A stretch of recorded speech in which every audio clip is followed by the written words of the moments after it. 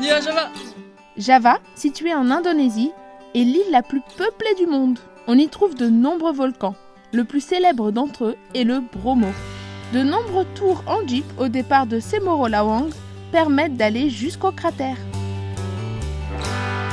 Deuxième étape de notre aventure à Java, le temple bouddhiste de Borobudur. Construit aux alentours de 800, ce temple n'a été redécouvert qu'au 19e siècle. Les galeries du monument, qui sont longs de 5 km, sont recouverts de bas-reliefs taillés directement dans la roche volcanique. Ils représentent des étapes de la vie terrestre de Bouddha.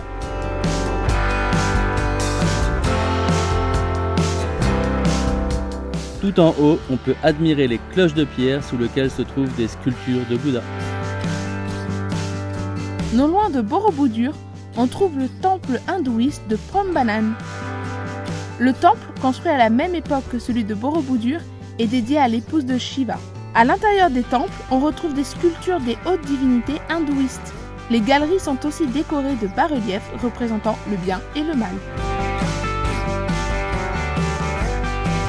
Dernière étape, Jakarta, la capitale de l'Indonésie.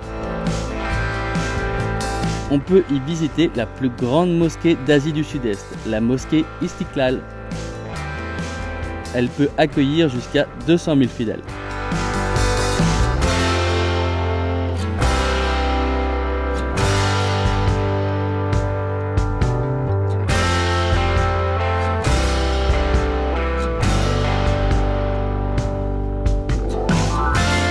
Le lieu que nous avons préféré, c'est le marché des antiquités. C'est l'endroit parfait pour dénicher de vieux appareils photo, de vieilles caméras, mais aussi de l'artisanat local.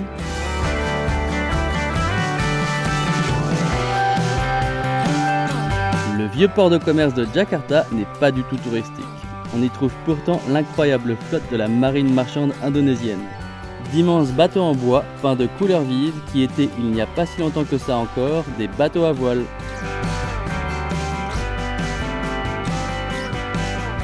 Le soleil se couche ici, sur le vieux port de Jakarta. C'est déjà la fin de notre visite de Java. Si vous voulez être inspiré par d'autres lieux, cliquez ici.